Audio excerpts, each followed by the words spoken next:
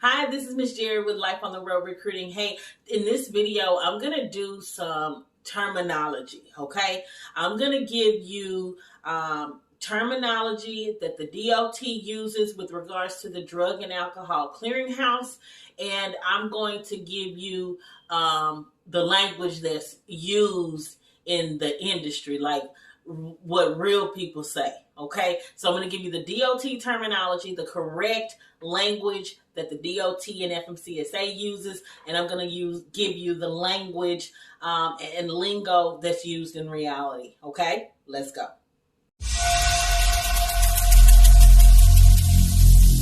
Every single day, I'm gonna make something great. That's my way. Every single day, I'm gonna make something great. That's my... All right, so the first thing, what is a clearinghouse violation? All right, so I'm going to give you the three terms that are used from a DOT perspective as to what is a clearinghouse violation, and I'm going to share what is really said in reality. So a clearinghouse violation can be a positive drug screen.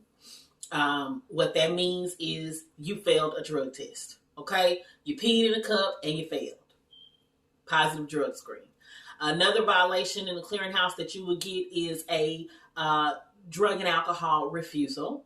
Okay, what that really means is you refused, you didn't go. Okay, you didn't go in a timely manner.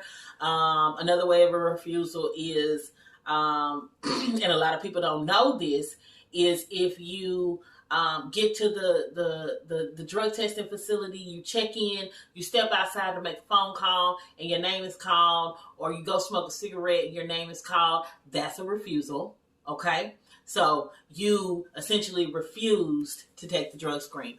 The third one is what they call actual knowledge, okay? That's the correct term. The term that the DOT uses is called actual knowledge. What that means is, in real people terms, is that somebody saw you in possession of drugs or alcohol or something of that nature, okay? There was actual knowledge that you had it, okay? Somebody saw you with it. It's not like they smelled it on you. It's more so that they saw you use it. They saw you with it. You got a ticket for it in the truck. And so actual knowledge is also known as direct observation. All right, so another term that's commonly used and commonly misused, and I misuse it all the time because when I say it the correct way, nobody really understands me, okay? And it's SAP, S-A-P. SAP stands for Substance Abuse Professional, okay? It stands for Substance Abuse Professional. But when we say SAP, we think of the program associated with SAP, okay? So substance abuse program is what a lot of drivers know it and understand it as. It's not just, it didn't just, happen in the last couple of years. Like for years, drivers have said, I went through the SAP program. I had to go through the SAP program, but it's actually a person, okay? The SAP, which is the Substance Abuse Professional, they are designated and have been qualified by the DOT to be able to perform the evaluation associated with a driver who has a violation in the Drug and Alcohol Clearinghouse. So it's not a program. Let me correct that for a lot of people who were saying that I was misusing the words, okay? So that's why I wanted to come on and correct that for you.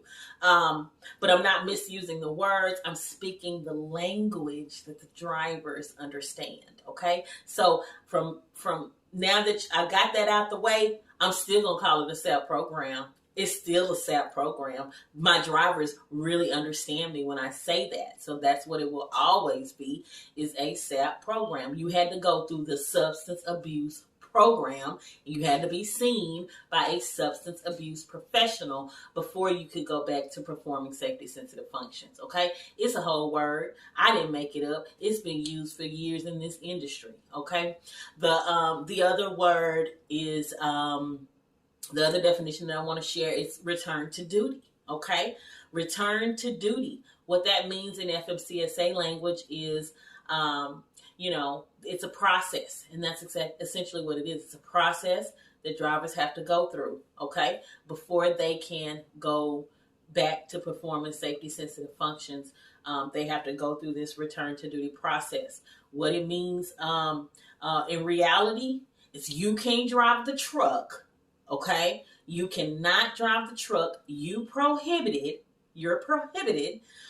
from driving the truck until you finish steps 1 through step 6 of the FMCSA's return to duty process. It's a whole process, all right? If you got a big red prohibited in the clearinghouse, you've got to go through this process, steps 1 through 4, and then step 5, you can get back in the truck. I did a whole lot of videos about the whole process, okay?